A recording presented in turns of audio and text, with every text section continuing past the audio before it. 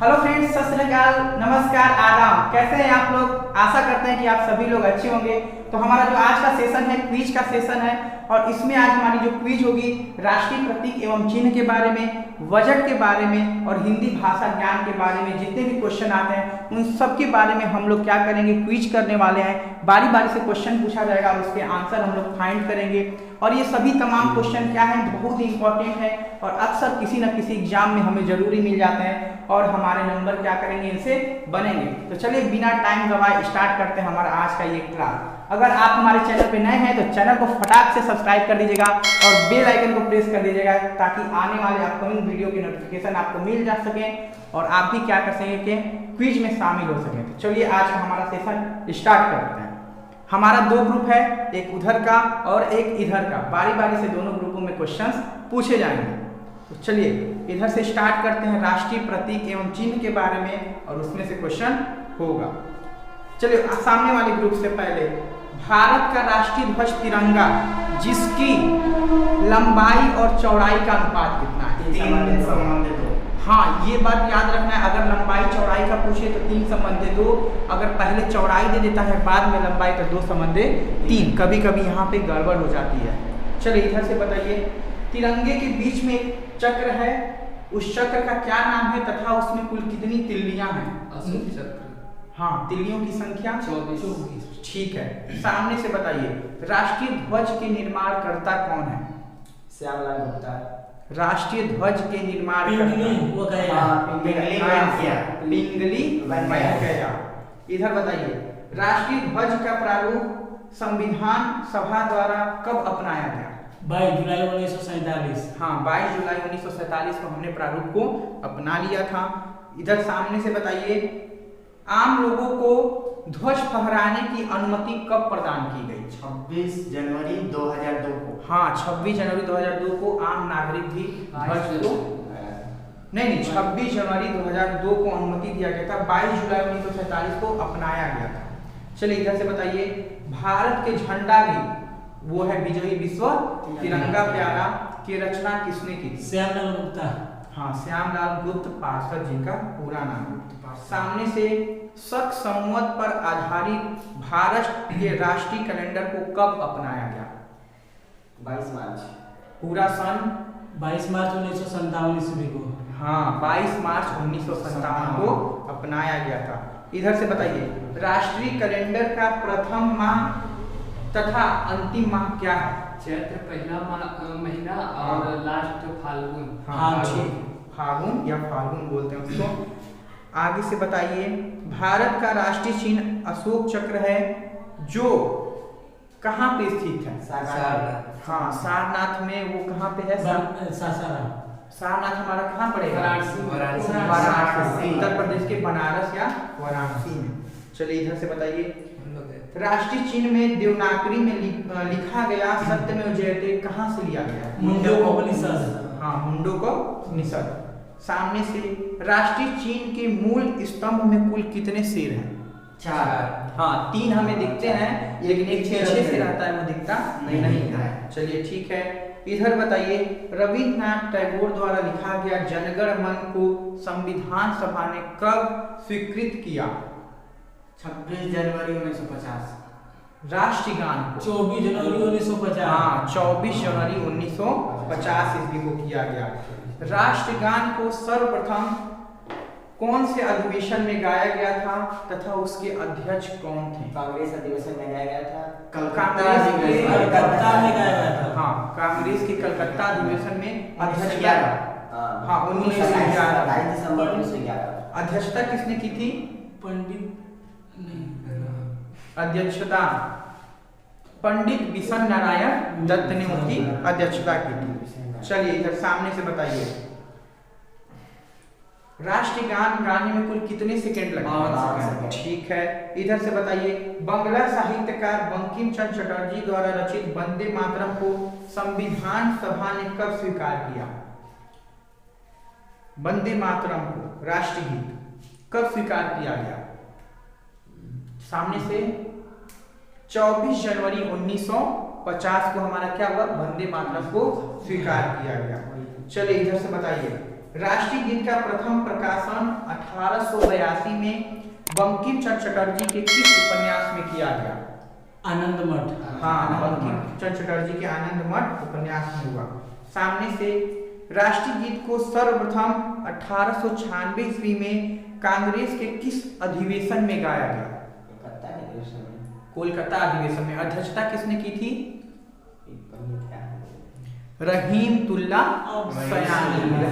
सयानी ने अध्यक्षता की थी।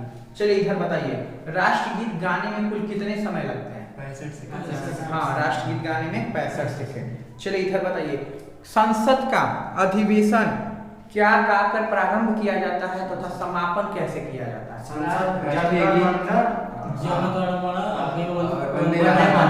हाँ, सबसे पहले राष्ट्रगान गाते हैं, फिर लास्ट में राष्ट्रगीत। चलिए ठीक है, इधर से बताइए, राष्ट्रीय पुष्प हमारा जो भारत का है उसका नाम तो कमल है, सबको पता है। वैज्ञानिक नाम क्या है? राष्ट्रीय फूल कमल का वैज्ञानिक नाम? न्यूसिफेरा। हाँ, थोड़ा थोड़ा सही है, पूरा नहीं। चलिए सामने से, निलंबो न्यूसिफेरा गार्टन। ठीक है, निलंबो न्यूसिफेरा गार्टन। चलिए सामने से बताइए, राष्ट्रीय पक्षी मोर का वैज्ञानिक नाम? पाव क्रिस्टेटस। ठीक है, पाव क्रिस्टेटस। ये हमारा क्या होता है, वैज्ञानिक नाम पूछा जाता है, क्योंकि सबको पता है कि ये सब चीजें सबको पता होती है, वैज्ञानिक नाम पूछा जाता है। इधर बताइए, राष्ट्रीय पशु बाघ का वैज्ञानिक नाम? पैरा टाइग्रिस। पैरा टाइगर्स। पैंथेरा टाइग्रिस लिनिया। चलिए सामने से बताइए, राष्ट्रीय फल आम का वैज्ञानिक नेम? मैंगिफेरा इंडिका। हाँ, मैंगिफेरा इंडिका। इधर से, राष्ट्रीय वृक्ष बरगद का वैज्ञानिक नेम? राष्ट्रीय वृक्ष बरगद फाइकस बेंथालेसिस। क्या है? फाइकस बेंथालेसिस। चलिए इधर से बताइए, भारत का राष्ट्रीय जलीय जीव क्या है? डॉल्फिन। ठीक है, तो ये हमारे हुए रिलेटेड राष्ट्रीय प्रतीक एवं चिन्ह के इंपॉर्टेंट क्वेश्चन। अभी थोड़ा आप लोग का प्रॉब्लम है इसमें वैज्ञानिक नाम में, उसको थोड़ा हम लोग को अच्छे से लर्न करना होगा, क्योंकि किसी न किसी एग्जाम में मैचिंग करने के लिए भी आ जाता है, 1 नंबर 2 नंबर ऐसा करके। चलिए इधर से अब बजट के बारे में बताइए, भारत में बजट प्रणाली का संस्थापक एवं जन्मदाता किसे माना जाता है? William James. हाँ, जेम्स विल्सन। जेम्स विल्सन को। चलिए इधर बताइए, बजट किस सूची के अंतर्गत आता है? समवर्ती के अंतर्गत आता है। चलिए इधर से बताइए, बजट किस सभा में पेश की जाती है? लोकसभा। हाँ, बजट जो है लोकसभा का विषय है। चलिए सामने से बताइए, भारत का वित्तीय वर्ष किस महीने से प्रारंभ हो जाता है? हाँ, 1 अप्रैल से प्रारंभ हो जाता है।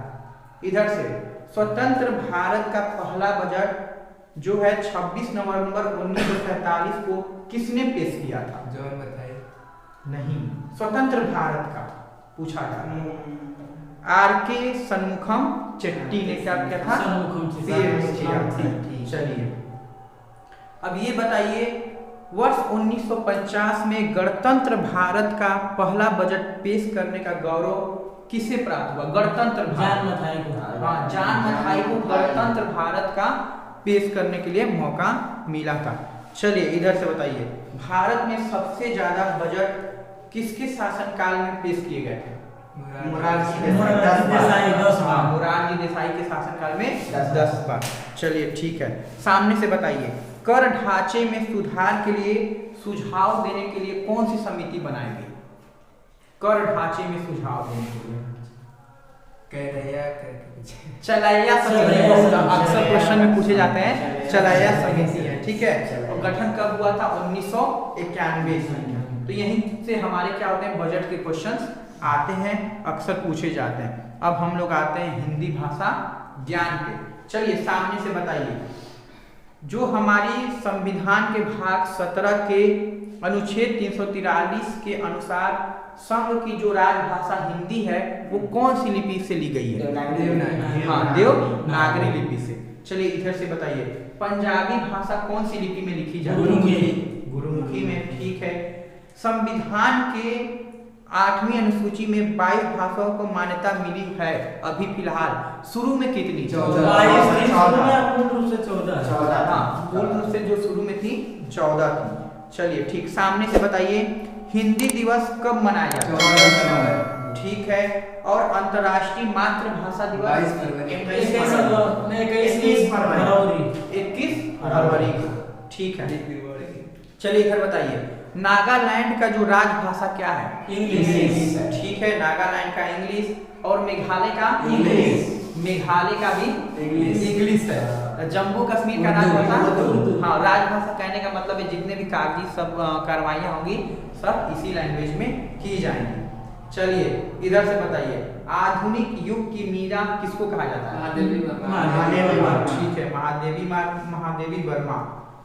सामने से संस्कृत व्याकरण के जनक पाणिनि को कहा जाता है। चलिए इधर रामचरितमानस किस भाषा में लिखी गई है? संस्कृत। रामचरितमानस अवधि अवधी भाषा में। ठीक है। महाभारत के मित्र है रामायण जो हमारी है वो किस भाषा में लिखी गई है? संस्कृत भाषा में लिखी गई है। चलिए संसार का सबसे बड़ा महाकाव्य कौन सा है? महाभारत। पूरा वर्ल्ड का महाभारत सबसे बड़ा महाकाव्य है। चलिए इधर से बताइए महाभारत के रचयिता का नाम? महर्षि वेदव्यास। महर्षि वेदव्यास। चलिए ठीक है। कालिदास को भारत का क्या कहते हैं? भारत का शेक्सपियर की उपाधि से कालिदास को जाना जाता है। सुकुमार कवि को किसे जानते हैं? सुमित्रानंदन पंत। सुमित्रानंदन पंत। सुमित्रानंदन पर और किस चीज के लिए? प्रकृति पे लिखे। अच्छा, प्रकृति पे। हाँ, तो सु से सुमित्रानंदन पंत हो गया, सु से सुकुमार कवि। चलिए ठीक है। भारत का आइंस्टीन किसे कहा जाता है? नागार्जुन को भारत का आइंस्टीन कहते हैं। चलिए इधर से बताइए कलम का सिपाही? मुंशी प्रेमचंद। ठीक है, मुंशी प्रेमचंद को कलम का सिपाही कहा जाता है। चलिए इधर बताइए देश का प्रथम विश्वविद्यालय कौन सा? नालंदा यूनिवर्सिटी। इसकी स्थापना किसके शासनकाल में थी? कुमार गुप्त प्रथम। कुमार गुप्त प्रथम। 450 ईस्वी। 450 ईस्वी में गुप्त शासक में कुमार गुप्त ने प्रथम ने इसकी स्थापना की थी। चलिए ठीक है। इसका बताइए सामने से विक्रमशिला विश्वविद्यालय की स्थापना कौन सी शताब्दी में तथा किसने की? 9वीं शताब्दी। किसने की थी? पालवंश। धर्मपाल ने। ठीक है, पाल शासक धर्मपाल ने की थी विक्रमशिला विश्वविद्यालय की स्थापना। ऐसा विश्व का कौन सा देश है जहाँ पे सभी भाषाएं मान्य है? हाँ, ये हमारा सबसे छोटा क्या है? देश भी है जहाँ पे सभी भाषाएं क्या है? मान्य है। तो ये फ्रेंड्स हमारा आज का हुआ खत्म सेशन जिसमें सारे इंपॉर्टेंट फैक्ट्स और क्वेश्चन थे। आशा करते हैं आपको ये वीडियो पसंद आया होगा। अगर आपको ये वीडियो पसंद आया तथा आपके भी अगर फ्रेंड हैं जो कंपटीशन की प्रिपरेशन करते हैं तो उनके साथ वीडियो शेयर जरूर करिएगा, क्योंकि ये हम लोग जो है स्पीडी बुक का जितने भी इंपॉर्टेंट क्वेश्चन है सबका हम लोग क्विज करते आ रहे हैं, स्टार्टिंग से करते आ रहे हैं। अगर आपने हमारे शुरू के वीडियोज नहीं देखे हैं तो प्ले लिस्ट में हमारे क्विज सिटी नेम से है, जाके वीडियो देख लीजिएगा। आपका क्या होगा? जीके मेमोराइज होगा तथा आपको कुछ रिलेटेड फैक्ट्स भी उसमें बताए जाएंगे। अभी तक के लिए इतना ही, फिर मिलते हैं अपने नेक्स्ट वीडियो में आगे के क्विज के साथ। तब तक के लिए देखते रहिए, सीखते रहिए रेट्रो क्लासेस का। Thank you very much for watching this video.